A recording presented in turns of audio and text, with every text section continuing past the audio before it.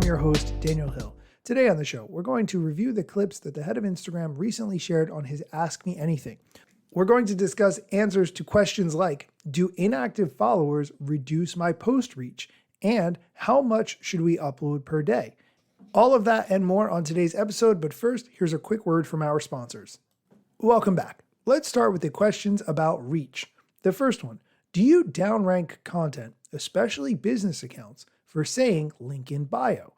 Now, this is a rumor that periodically pops up, but since the only way to get someone off Instagram to another piece of content, whether it's your website or your store or something else, is by directing them to the link in the bio, that would not be very helpful if it downranked your content because you said that. Here's Adam Mosseri explaining more. Nope, you can post link in bio, totally fine. It will not affect your reach one way or the other.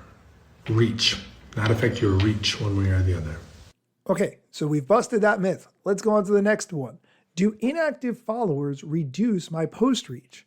It's very tempting to feel like because you have so many followers that are not engaging with your content, maybe they're spammers or whatever, that having those as followers who are not engaging with your content is hurting you. However, that is not the case.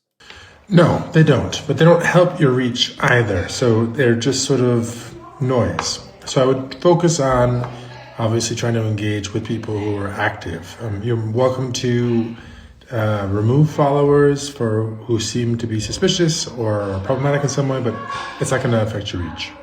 Okay, let's move on to the next question. Should I turn on two-factor authentication for Instagram? The answer to that question is always yes. Sometimes I think that maybe Adam Mosseri writes these questions in so he has an opportunity to talk about things like this. Yes, I used to make a video every month. I should do this again. Please turn on two-factor authentication to protect your account. Use an authenticator app. Do not use SMS. Lock your stuff down. I know it's an extra step to turn on two-factor authentication and then wait for the code whenever you need to log in, but trust me, it is worth it.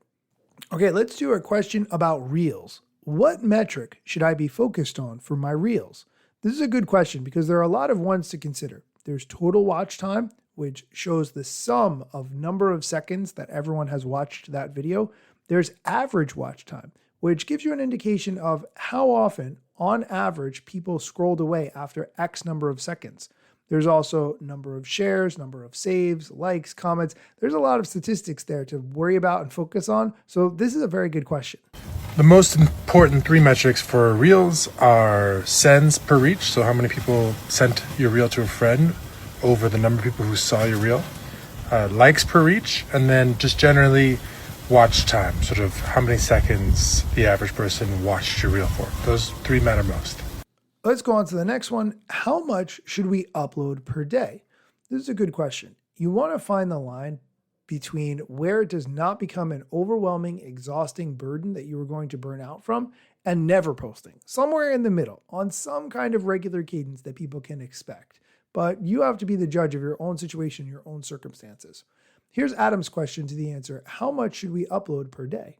Depends on what you're posting and what your followers are interested in. I try to post stories every day. You don't have to. I try to post things to feed, including Reels, at least a couple times a week. You don't have to. I know people who post once a month and it does well for them. And I know people who post 5 Reels a day and it does well for them. So you kind of have to figure out what your people are interested in and then also what is reasonable and practical and sustainable for you. Okay, let's go on to the next question, which has to do with search. Will there ever be a search feature? I'd love to be able to search a creator's library. Now, of course, you can search on Instagram, but you can't really search within a creator's content.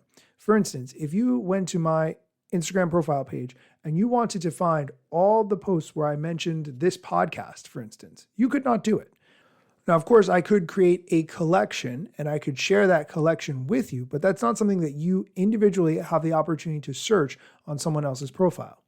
On TikTok, they have somewhat addressed this by being able to create playlists. You can make a playlist of a specific type of content and then people can see that all grouped together. But Instagram doesn't really have a way for you to easily search through someone's content. Here's the answer to the question, will there ever be a search feature?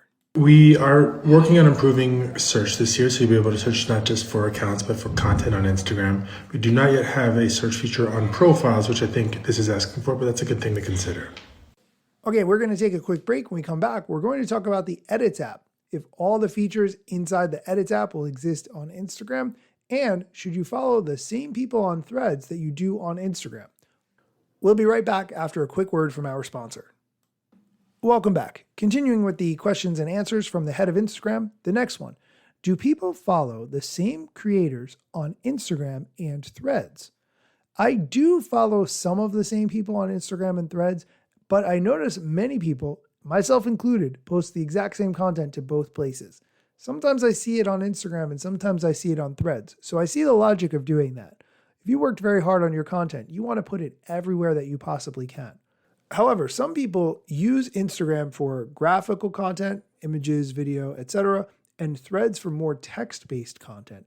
And so they might share things on Threads that they will never post to Instagram.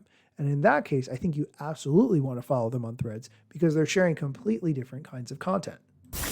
More and more we're seeing that people actually curate different graphs between Threads and Instagram. And the more you use Threads, the more likely you are to have picked people to follow on Threads based on what you're interested in.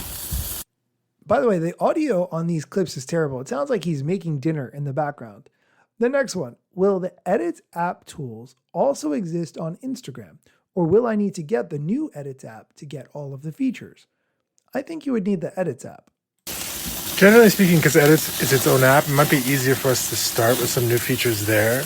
And then I think that if they work well, we will bring them to the main app. So overall, I think the vast majority of the features will be on both apps, but it's definitely likely that some features will start on Edits first. The next one has to do with reposted reels. If someone reposts your reel and gets a huge chunk of views, it should add to the original content views. This is a good point, and I agree. However, Instagram isn't always able to identify the original source of that piece of content.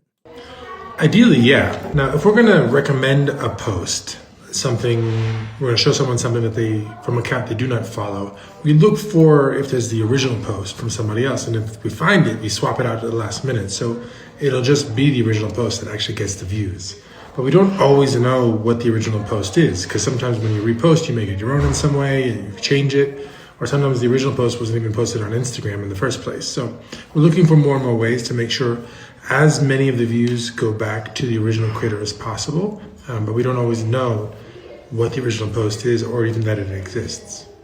And the last question we're going to do today, when will Instagram offer picture-in-picture like TikTok and YouTube? This is not a feature I personally use at all, but if you are using your phone to do multiple apps at the same time, you might really like that picture-in-picture feature. We really should build this. This is a good call out. I'll talk to the team and see if we can figure something out.